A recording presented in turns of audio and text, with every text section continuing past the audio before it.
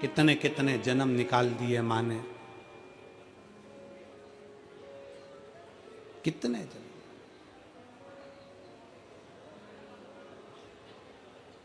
एलईडियां चालू करिए, एलईडियां नीच की। और कितने जन्म मैंने निकाल दिए और मुझे भगवान की कथा श्रवण करने का मौका नहीं मिला। पर आज माता पार्वती जी जब बैठी अमरनाथ की गुफा में, और अमरनाथ की गुफा में बैठकर माता पार्वती जी ने जैसे ही कथा को श्रवण करना प्रारंभ करा, मन लगा माता पार्वती जी का कथा में, चित्त लगा माता पार्वती जी का कथा में। पर कुछ देर बाद माता पार्वती के नैनों में निंद्रा समा गई।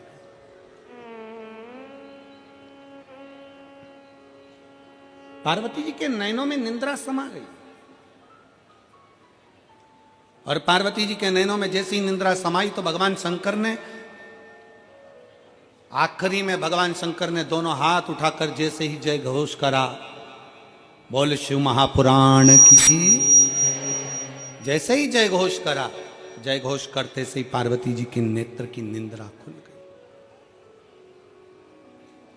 फिर पार्वती जी को दुख हो गया।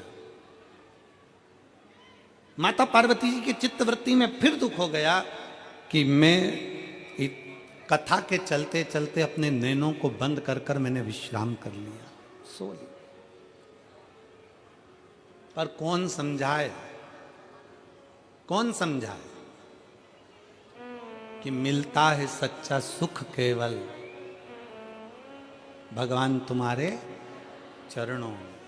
कौन समझाए कि दुनिया का सबसे बड़ा सुख, दुनिया का सबसे बड़ा आनंद, दुनिया का सबसे बड़ा रस तत्व भगवान भोलेनाथ जी के चरणारविंद में जिस दिन बैठते हैं उस दिन सुख का अनुभव होता है, उस दिन सुख का अनुभव। कौन समझे?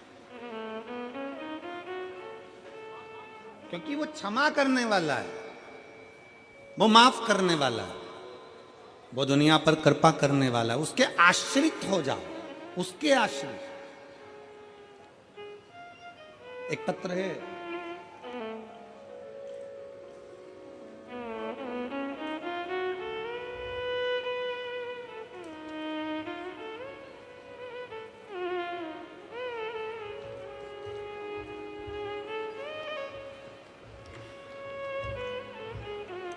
और ठंड में पंखा भेजा है। अब ये गर्मी में भेजती तो काम भी आता हो।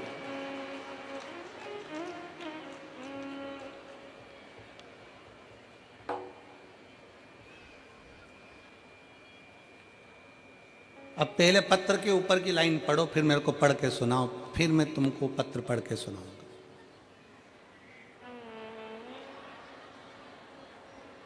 पढ़ के सुनाओ जल्दी से। ठीक है, आप पत्र सुनेंगे। मेरा नाम ज्योति त्यागी है, गांव फलोदा, जिला मुजफ्फरनगर की निवासी हूँ। कहीं बैठी हो ज्योति जी त्यागी जी? कहीं बैठी हो तो हाथ हिला सकती हैं, और अगर आई हो तो हाथ हिलाएं, और कहीं बैठी हो तो एक बेलपत्र लेने जरूर पधारें।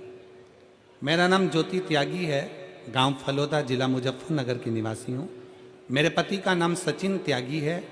एक लोटे जल का मैं क्या वर्णन करूँ गुरुदेव? पत्र को साथ में पढ़िएगा आप लोग। सन 2021 में मेरे पति को अचानक गले में दर्द हुआ। डॉक्टर को दिखाया, जांच कराई तो पता चला कि उन्हें कैंसर है। डॉक्टर ने ऑपरेशन का बोल दिया, ऑपरेशन भी हो गया। गले में जख्म होने के कारण कुछ खा नहीं पाते थे, केवल लिक्विड ही पी पाते थे। हम चिंतित रहने लगे। फिर मम्मी ने आपकी कथा के बारे में बताया। जून 2023 में हम सीहोर गए, वहाँ से रुद्राक्ष लाए। आपके बताए अनुसार हमने सब दिया। जब दोबारा जांच कराई तो पता चला कैंसर लीवर में पहुंच गया है। जरा पत्र पर ध्यान देंगे, कैंसर लीवर में पहुंच गया। अब डॉक्टर ने भी ना इलाज कर दिया। फिर दूसरे डॉक्टर से सलाह ली, उन्होंने कहा 3 इंजेक्शन का बोल दिया और अस्पताल ले गए। डॉक्टर ने उनको वेंटिलेटर पर रख दिया। मैंने तभी रुद्राक्ष हाथ में उठाकर विनती की, बाबा तेरे ही भरोसे हम, वो एक लाइन इन्होंने लिखी है, तेरे ही भरोसे हम बीच उड़ती जावेंगे बाबा, डोर हथ तो छड्डी ना। बाबा की ऐसी कृपा हुई, हमको मन में दुख हुआ कि रुद्राक्ष का दल देने पर भी ऐसा क्यों हुआ। फिर हम बाबा को हाथ में रुद्राक्ष लेकर बाबा को कहने लगे और बाबा से विनती करी, बाबा कुछ भी करो ठीक करिएगा। पंडाल में हापुड़ की कथा में पहुंच गए और हापुड़ की कथा के पंडाल में बैठकर कथा सुनी। और आज मैं छाती ठोक कर कहती हूँ, पंडाल में बैठकर जो मांगा जाता है बाबा सुनता है। आज मेरा पति का कैंसर मुक्त हुआ है, आज मेरे पति का कैंसर मुक्त हो गया। मैं यहाँ बाबा को दिल से धन्यवाद देने के लिए इस कथा के पंडाल में पहुंची हूँ। नाम है ज्योति त्यागी, गांव फलोदा, जिला मुजफ्फरनगर की निवासी, पंखा भी है। ठीक है? एक शिव पर करा गया भरोसा, एक शंकर पर करा गया विश्वास, एक शिव पर करी गई दृढ़ता। क्या देगा, कैसे देगा, कब देगा पता, पर इतना विश्वास तो है, इतना भरोसे से कर सकते हैं कि खाली ना जाता कोई दर से तुम्हारे, खाली न जाता कोई दर से तुम्हारे, मैं भी खड़ी हूँ नंदी बाहें पसारे, अपने हृदय से लगा लो गिरा जा रहा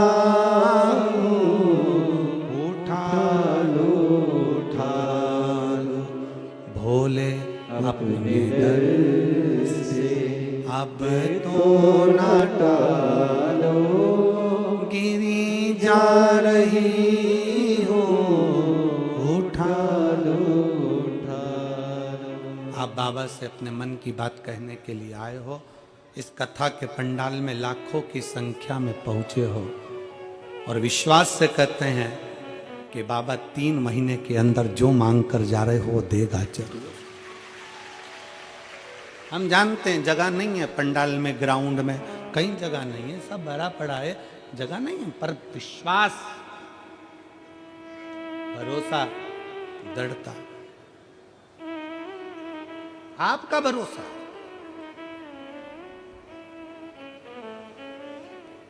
पार्वती जी के मन में फिर गिलानी उत्पन्न होने लगी, मैं कथा सुनने के लिए आई थी और कथा ना मिला।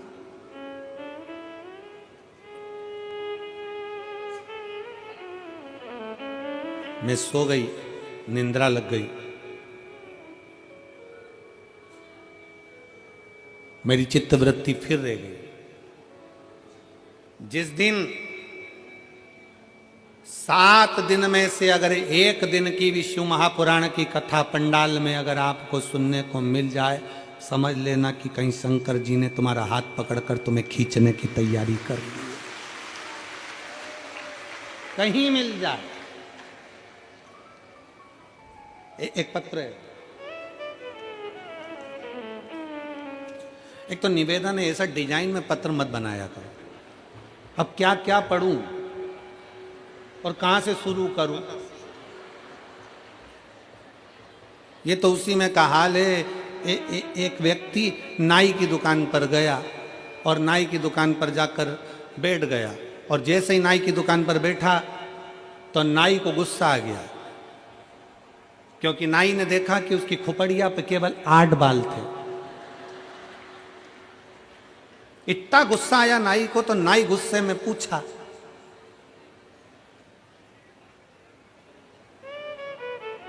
गिनूं कि काटूं?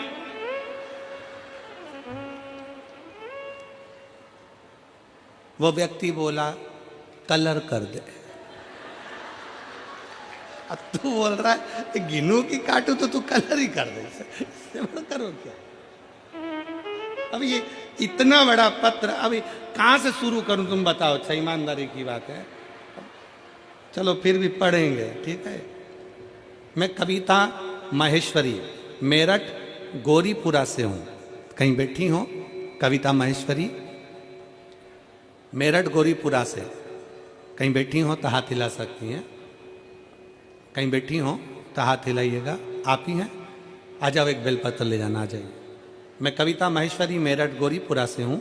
मेरे पति का नाम मुकेश माहेश्वरी है। मेरे पति मुकेश माहेश्वरी पिछले 4-5 वर्ष से स्वास्थ्य संबंधी समस्या से परेशान थे। अक्सर उनकी तबीयत सही नहीं रहती थी और डॉक्टरों को, वो हमको भी समझ में नहीं आ रहा था कि हो क्या रहा है।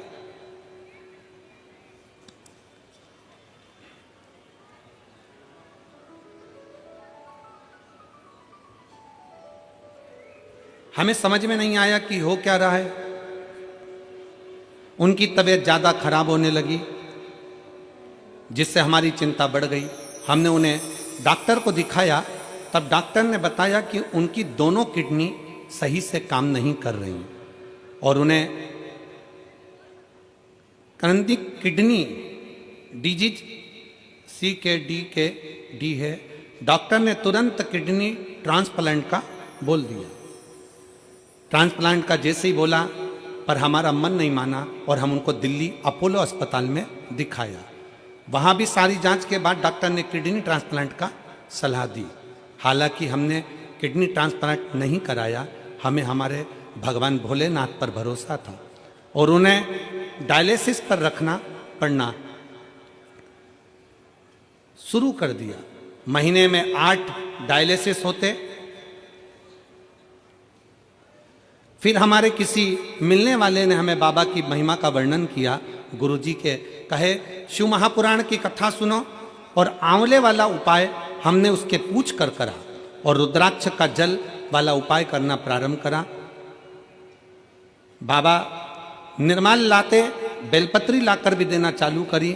मंदिर से बेलपत्र और बाबा का चढ़ाया हुआ जल लाई और उसे पति को पिलाना चालू करा, खिलाना चालू करा और बाबा की कृपा से हमें हर कठिनाई का समाधान मिला। हे भोलेनाथ की कृपा से हमने कठिनाइयों को पार कर लिया और आज बाबा की कृपा से वो ठीक हैं। ये मैं शिव को प्रार्थना करने के लिए आई हूँ, धन्यवाद देने के लिए आई हूँ।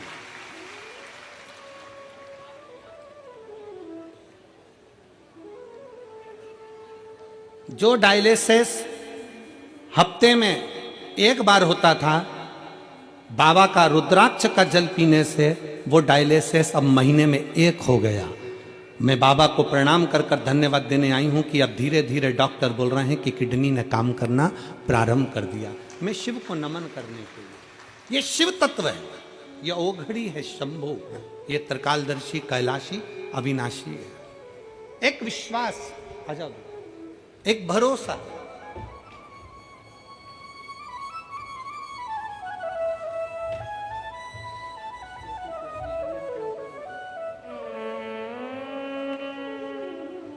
ज्योति त्यागी, अब ठीक है बेटा?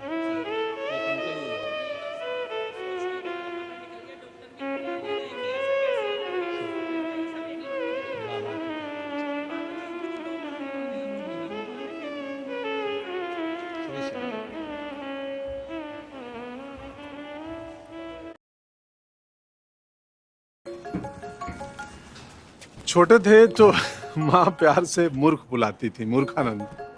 और ये तो सच में मूर्ख समझते हैं। कस्टम डिपार्टमेंट वाले बन के कॉल कर रहे हैं और कह रहे हैं कि आपके पार्सल से ड्रग्स पकड़ा गया। सब समझते हैं, पहले डराएंगे फिर कहेंगे पैसे ट्रांसफर करो। अब प्यार से चाहे जो बुला लो, पर मैं मूर्ख नहीं हूं, याद रहे। यूपीआई सेफ है। यदि आपको भी कोई इस तरह डराना चाहे तो उसे कहो मैं मूर्ख नहीं हूं।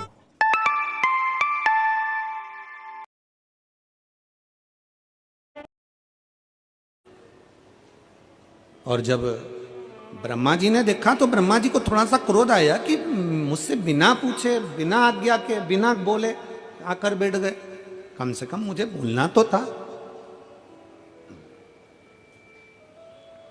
मुझसे पूछना तो था।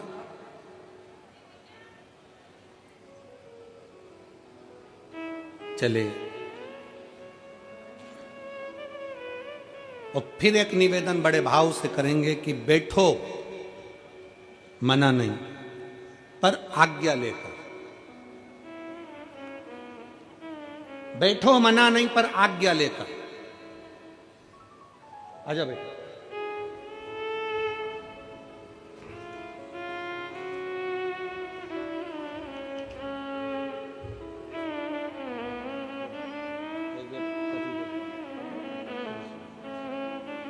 कविता जी महेश्वरी।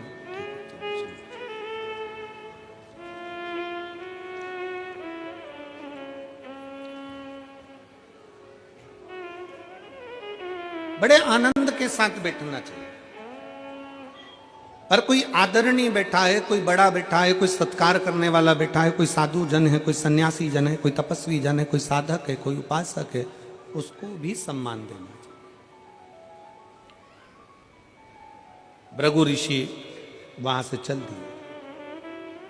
अब सीधे भृगु बाबा पहुंच गए तीनों देवताओं के पास, जाते जाते भगवान शंकर के पास, ओगड़दानी के। और शिव शिव है बैठे थे। 33 कोटि देवताओं में सबसे ज्यादा अगर सम्मान करने वाले कोई देव हैं तो वो देव अधिदेव महादेव हैं। अगर एक भूत भी आता है तो मेरे शंकर भगवान उसको भी नमन कर कर उसका आदर करते हैं।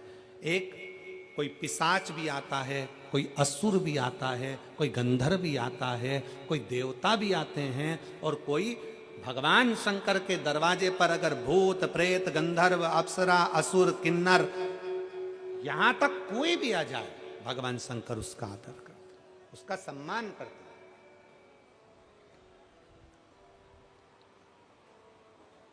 कौन होगा संसार में जो किसी किन्नर के लिए देवताओं से युद्ध कर ले? किसी किन्नर के लिए? जब भगवान शंकर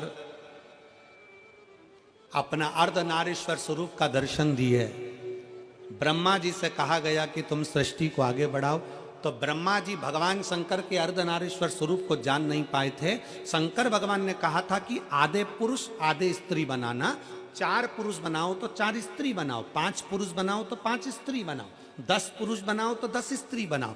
ब्रह्मा जी इस बात को जान नहीं पाए थे, और ब्रह्मा जी अर्धनारीश्वर स्वरूप का दर्शन देखकर समझ गए कि आधा आधा बनाना है, तो उन्होंने एक ही व्यक्ति को आधा पुरुष आधा स्त्री बना दिया था, तो वो किन्नर उत्पन्न हो गए।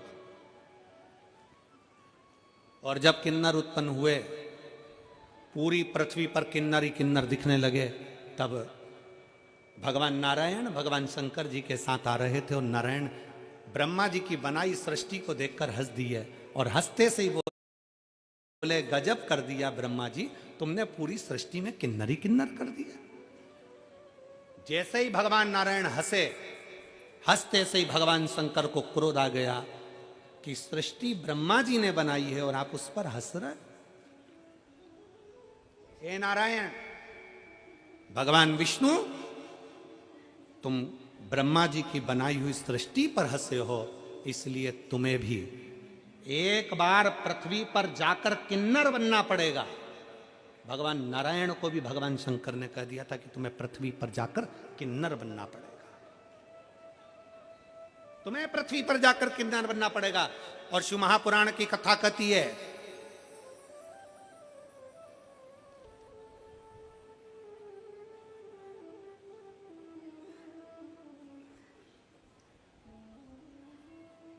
शिव महापुराण का चरित्र कहता है, जिस समय पर पांडव और कौरवों का युद्ध हो रहा था, कौरव और पांडवों के युद्ध में ध्यान में आया, भगवान कृष्ण ने कहा कि अर्जुन, तुम्हारा एक पुत्र उलूपी का पुत्र अरावन वन में रहता है, उसको भी युद्ध के लिए लेकर आओ।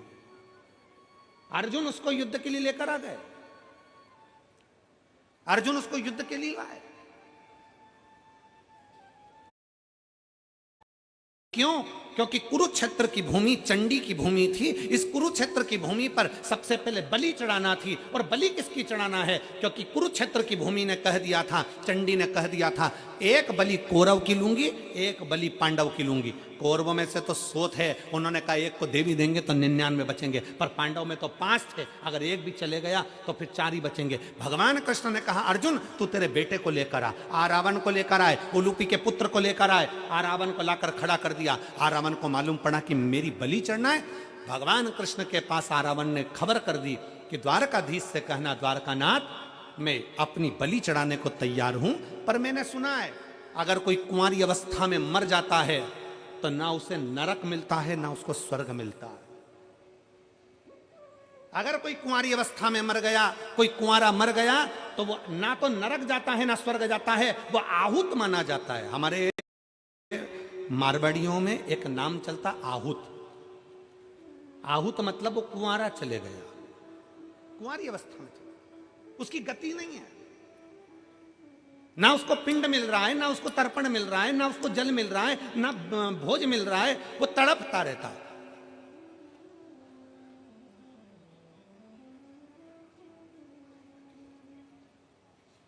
उस रावण ने कहा अगर मैं कुंवारी अवस्था में मर गया तो मुझे गति नहीं होगी।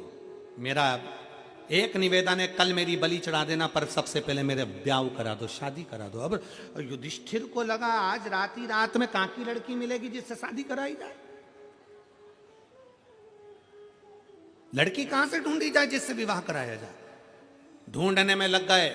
हस्तिनापुर में कोई लड़की नहीं मिली, पास में कोई लड़की नहीं मिली। तब भगवान कृष्ण ने जान लिया अगर ये इसका विवाह नहीं हुआ तो ये कल बलि में नहीं आएगा, और बलि में नहीं आया तो फिर युद्ध रह जाएगा। भगवान कृष्ण को याद आया कि शंकर जी ने श्राप दिया था कि नारायण तुम किन्नर पर हंसे हो, इसलिए तुमको भी किन्नर बनना पड़ेगा। आज भगवान कृष्ण किन्नर का रूप धारण कर लिए। भगवान कृष्ण ने किन्नर का रूप धारण करा, रावण के साथ विवाह करा। विवाह करने के बाद भगवान जब रावण के प्राण चले गए तो भगवान नेत्रों से नीर बहाते रहे। आज भी किन्नर गले में मंगलसूत्र पहनते हैं, आज भी किन्नर पाँव में बिछुड़ी पहनते हैं, आज भी किन्नर हाथ में चूड़ा पहनते हैं, मांग में सिंदूर भरते हैं। कौन है उनका पति? शिव महापुराण की कथा कहती है रावण के साथ प्रत्येक किन्नर का विवाह होता है। एक रात्रि का विवाह एक घड़े के साथ रावण के साथ किया जाता है, फिर उस घड़े को तोड़ दिया जाता है।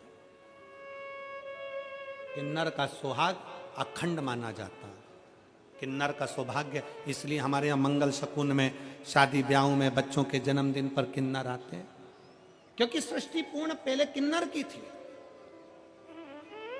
पूर्ण सृष्टि। कौन देव होगा?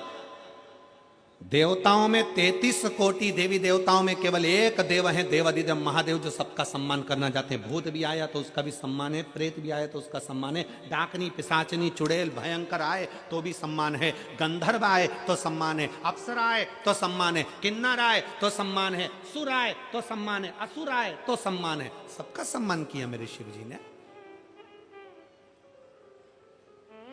सबका आदर करा मेरे शंकर, और समदृष्टि का भाव रखा। समदृष्टि, समदृष्टि। आज हम आ रहे थे तो हमने देखा कि रास्ते में बहुत भीड़ थी, तो जो लोग ट्रैक्टर ट्राली से आ रहे थे या जो लोग लोडिंग गाड़ियों से आ रहे थे वो भी वहीं उतर रहे थे, और जो वीआईपी गाड़ी से आ रहे थे वो भी वहीं उतर रहे थे। मैं मेरठ के कलेक्टर महोदय को, SP, SSP, IG, commissioner, TI, SDM, DM, यहाँ के सारे पदाधिकारियों को, एक एक पुलिस कर्मचारियों को, और यहाँ के मीडिया को, सबको साधुवाद देता हूँ कि एक एक पुलिस वाले ने बिल्कुल समदृष्टि से यहाँ कार्य किया। उसके लिए साधुता, उसके लिए साधुता। गरीब भी आ रहा था तो भी उन्होंने गाड़ी वहां खड़ी करवाई, और अमीर भी। हमने इस बात के लिए वो शिवम बेटे को, जो शिवम गाड़ी लेकर आ रहे थे, गोयल, हमने उसको कहा बेटा शिवम से, वो पीछे करण बेटा था, हमने उनको भी कहा यहाँ समता का भाव ये देखने को मिला। इसलिए यहाँ की प्रशासन को मैं मेरठ प्रशासन को बहुत बहुत साधुवाद देता हूं। एक बार जोरदार ताली बजाकर उनको साधुवाद दीजिए इसके लिए, बहुत साधुवाद। सब में समता का भाव। उन्होंने अगर ट्राली रोकी, ट्रैक्टर रोका, तो उन्होंने गाड़ी 4 व्हीलर वीआईपी गाड़ी भी रोकी। उन्होंने कहा नहीं साहब अंदर नहीं जा सकती, भीड़ है, पब्लिक पैदल जा रही है, आप पैदल जाइए। लोग वहां से पैदल चलकर आ, पैदल चलकर, और खुशी हुई इस चीज के लिए कि आपने ये नहीं कि कोई धनपति है या करोड़पति है या वैभवपति है या सत्तापति है। और होना चाहिए, आप वैभवपति सत्तापति देखोगे वो भी तो किसी का पति है। तो उन्होंने समता का भाव रखा, इसके लिए मेरा साधुवाद है सबसे। बहुत बहुत साधुवाद है यहाँ के प्रशासन को, बहुत सारा, बहुत सुंदर तरीके से ये लाखों की भीड़ को, अपार जन समुदाय को यहाँ के प्रशासन ने जो संभाला है, एक बार जोरदार ताली बजाकर बहुत बहुत साधुवाद, बहुत सारा, बहुत। एक शिव तत्व की लहर का भगवान शंकर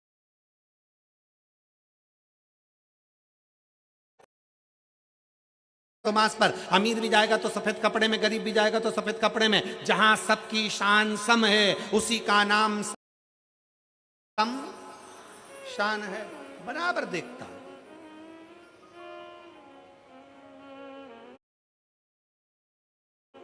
उसमें भेद नहीं है।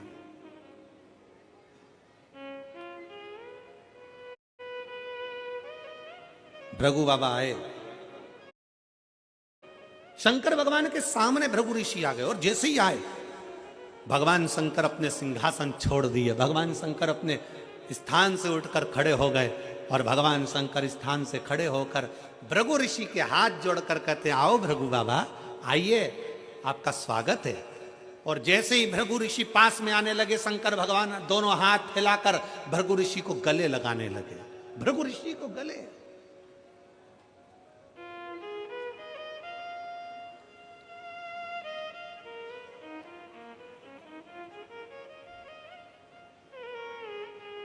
शिव महापुराण की कथा कहती है,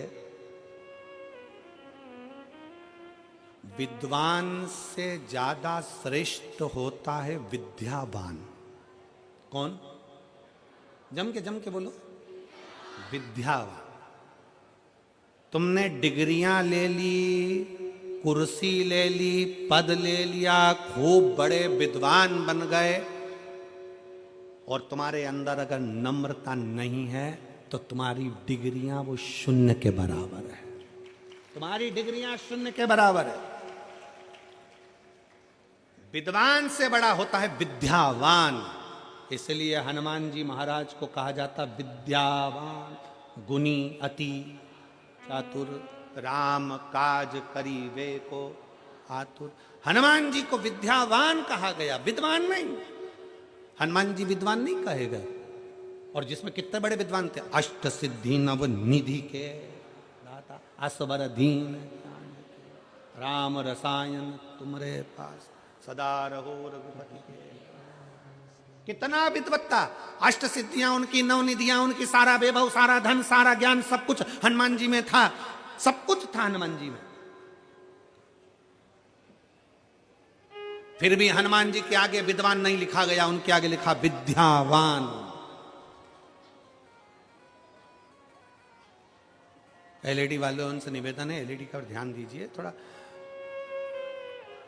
मेरा माताओं से निवेदन है, अगर एलईडी नहीं चल रही है तो सावधानी से कथा सुनिए। हो सकता है भीड़ के कारणवश पिन वगैरह निकल जाती है, तो हो सकता है। विद्वान और विद्यावान दोनों में, दोनों में। शिव पुराण कर रही है, भगवान शंकर की कथा कर रही है, शंकर जी का पावन चरित्र कर रहा है, भगवान शिव का पवित्र चरित्र कर रहा है, शिव महापुराण की कथा कर रहा है। अगर भगवान ने आपको अच्छा पद दिया है, आपको अच्छी कुर्सी दी है, आपको अच्छी प्रतिष्ठा दी है, आपको अच्छी सत्ता दी है, आप बहुत पढ़े लिखे हो, बहुत विद्वान हो, तो निवेदन है उस विद्वान के साथ में तुम विद्यावान भी बनो। अगर कोई आए, कोई साधारण भी आए ना, तो उसको झुक कर प्रणाम करना प्रारंभ करो। ये विद्यावान की निशानी है, विद्यावान की निशानी। क्यों कहा हनुमान जी को विद्यावान क्यों कहा? केवल एक कारण से कहा था, जब हनुमान जी पहली बार ब्राह्मण का रूप रखकर राम जी जब वन में आए थे, सीता जी को खोजते खोजते किष्किंधा के पास पहुंचे थे, तब हनुमान जी महाराज ब्राह्मण का संत का रूप रखकर राम जी के सामने हाथ जोड़कर प्रणाम कर रहे थे। दुनिया के लोगों ने कहा कि ब्राह्मण होकर छत्री के हाथ जोड़ता है। अरे समझने वाला विषय है, हनुमान जी सामने छत्री के हाथ नहीं, हनुमान जी अंदर बैठे राम जी के हाथ जोड़ रहे थे, सामने खड़े हुए राम को भीतर के राम से मिला रहे थे। ये वही राम है जो मेरे दिल में बसता है। लोगों को लगा प्रणाम कर रहा है, पर वो यहाँ के राम को वहां के राम से मिलाने का प्रयास कर रहे हैं। इसी को कहते विद्यावान गुणी अति चातुर, इसी को कहते विद्यावान गुणी। इसको विद्वत्ता कहते, इसको श्रेष्ठता कहते। और फिर निवेदनेषु महापुराण की कथा कहती है, भगवान शंकर का चरित्र कथा है, शिव तत्व कहता है कि विद्वान और विद्यावान दोनों में बहुत अंतर है। निवेदन है फिर कि हमें विद्वान नहीं, हमें विद्यावान बनना है। और विद्यावान का सबसे बड़ा लक्षण होता है कि उसके भीतर की नम्रता, विद्यावान का सबसे बड़ा लक्षण होता है उसके भीतर की कोमलता, विद्यावान का सबसे बड़ा लक्षण होता है उसके भीतर की श्रेष्ठता, विद्यावान का सबसे बड़ा लक्षण होता है कि वो सम्मुख में जो आया हुआ है उसको प्रणाम करना, उसको नमन करना, उसको गले से लगाना, उसको हृदय से लगाना, उसको श्रेष्ठता से लगाना। हर हर शंकर भगवान सब कुछ वही कर रहे हैं। भृगु ऋषि आए सामने, शंकर भगवान ने बाहें फैला ली, बाएं। और देव शंकर को सबसे ज्यादा क्या दे, क्या शिव को श्रेष्ठ।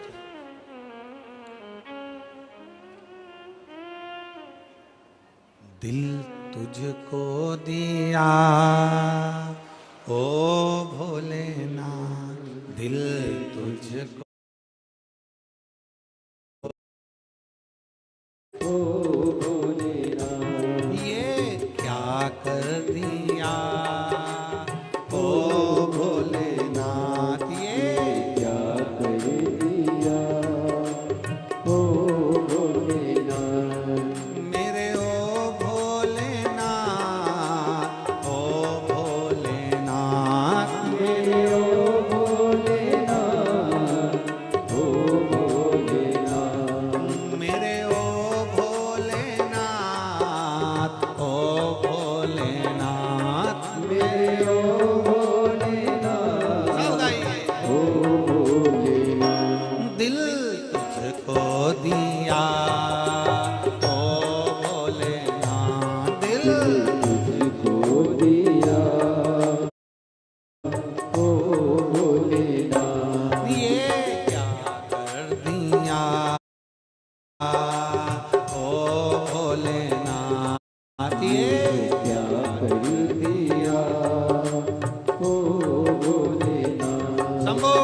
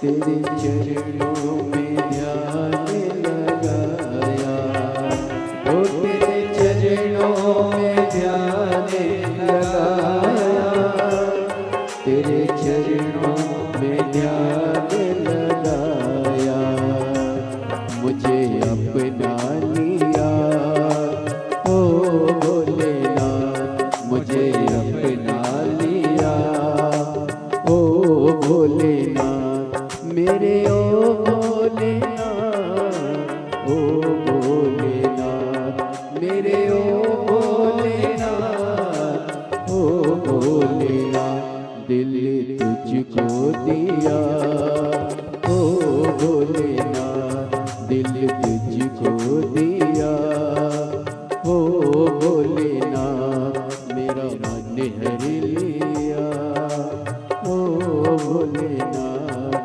मेरा मन हर लिया ओ भोलेनाथ।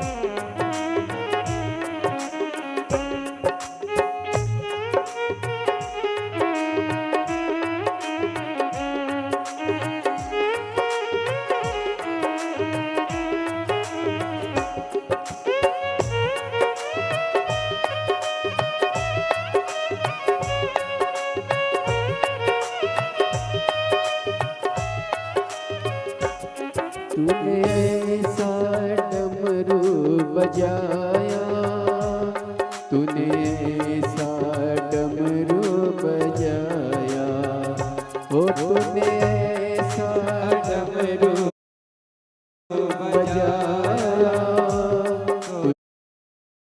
तूने ऐसा डमरू बजाया,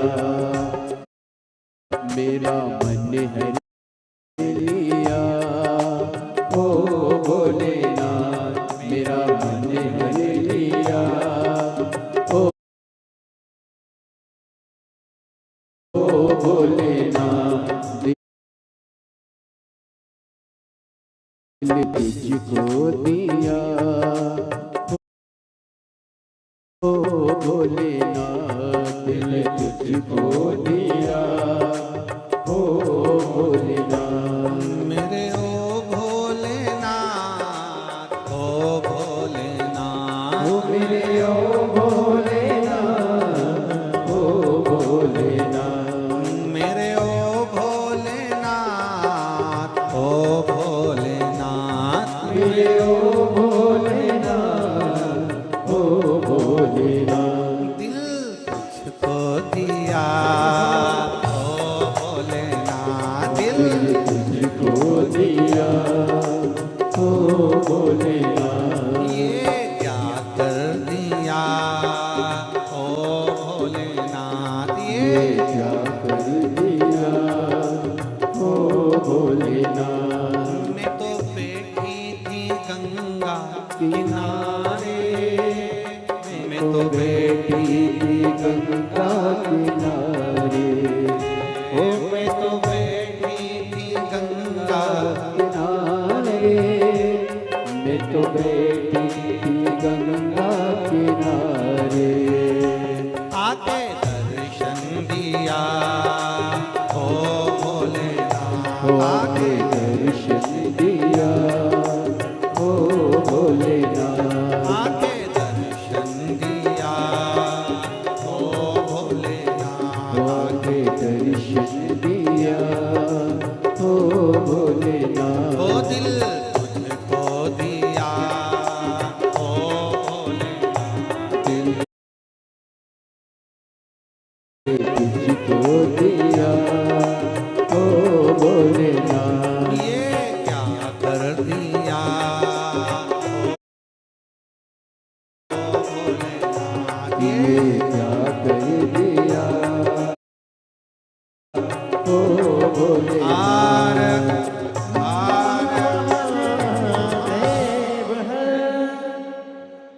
अपने स्थान पर बैठकर मौका मिला है बाबा से अपने मन की बात कहने, दिल से हृदय से बाबा को अपने मन के भाव कहिएगा। जहाँ जगह मिले वहाँ बैठकर बोलिए। आज कथा का छठा दिवस है। कल कथा सुबह 8 बजे से 11 बजे तक हो जाएगी और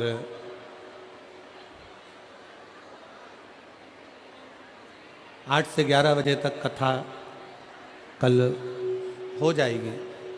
आज मौका मिला है बाबा से प्रार्थना करने का, दिल से बाबा से विनय करिए, हृदय से बाबा को निवेदन करो, भाव से बाबा को बोलो। जहाँ जगह मिले वहाँ बैठ जाओ और दिल से बाबा को प्रार्थना करिएगा। बाबा से जो कहने आए हो वो कहिएगा और इतना भी जरूर कहिएगा कि बाबा 3 महीने में मेरा भी पत्र व्यासपीठ पर पहुँचे, ऐसी कृपा जरूर करिएगा। तो सब दिल से बाबा से प्रार्थना करें।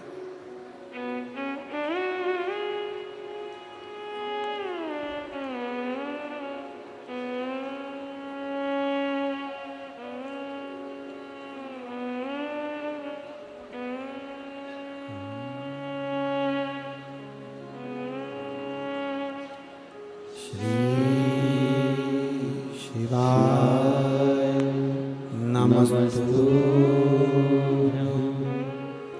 श्री शिवाय नमस्तु श्री शिवाय नमस्तु श्री शिवाय नमस्तु श्री शिवाय नमस्तु भोला सब दुख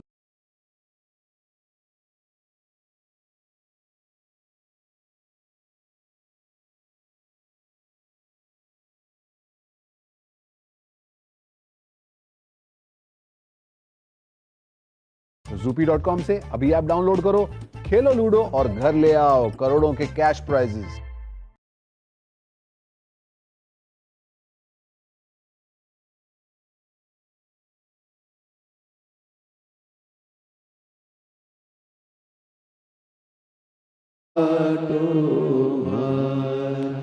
ओ भोला सब दुख काटो हमारा, वेश है मंगल मंगलकारी,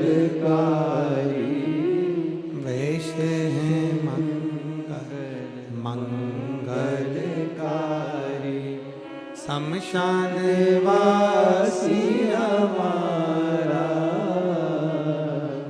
शमशान वासी हमारा, ओ भोला सब दुख काटो हमारा, ओ भोला सब दुख काटो हमारा।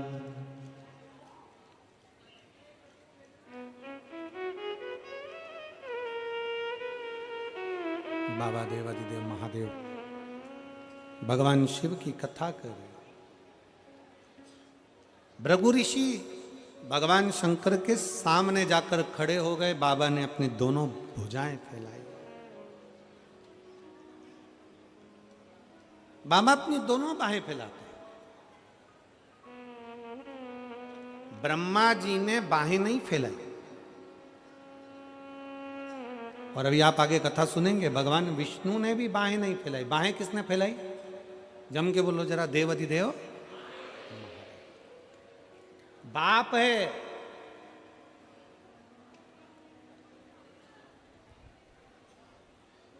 एक पिता के दो बेटे। एक बेटा कहता, पापा मुझे मेरी जायदाद का हिस्सा दो, मुझे तुम्हारे साथ नहीं रहना।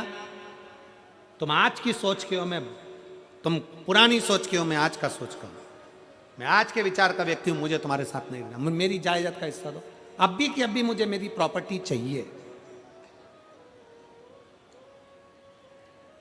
पिताजी ने वकील बुलवाया। वकील साहब से कहा, सर मेरा बेटा जायदाद का हिस्सा मांग रहा। वकील साहब ने कहा, आपके कितने बेटे हैं? कहा, 2। मेरा ये बेटा जायदाद का हिस्सा मांग रहा है। तुम्हारा बड़ा बेटा भी जायदाद मांग रहा है क्या? नहीं, वो मना कर रहा है, मेरे को नहीं चाहिए। एक काम करो, वकील साहब बोले, 3 हिस्से प्रॉपर्टी के करो, एक तुम्हारा, बड़े बेटे का, छोटे बेटे का। ठीक है। छोटे बेटे को जायदाद का हिस्सा दिया। वो शहर चले गया। छोटे से गांव से निकलकर बड़े शहर में गया तो शहर में जाते से ही उसके 3 मित्र बन गए। पहला ताली, दूसरा थाली, तीसरा प्याली। कौन कौन से बने? जम के बोलो जरा। ताली, ताली मतलब प्रशंसा करने वाले, वाह वाह वाह, जोरदार, बहुत बढ़िया, और कर, मतलब गलत काम में डुबाना। दूसरे नंबर पर है थाली मित्र, होटल में ले जाकर खिलाने वाले। इसलिए खिलाते हैं कि आज हमारे पैसे से खिलाएंगे, कल इसका पूरा धन हम ही जीम जाएंगे। थाली मित्र। और तीसरे नंबर पर जम के बोलो जरा, प्याली मित्र। अपने पैसे से पीना सिखाते हैं। जब आदत हो जाती है, लत लग जाती है, तब उसके पैसे से खुद पीते हैं और उसको बर्बाद कर देते हैं। ये 3 मित्र हैं। 3 मित्र। नशे से मुक्त हो।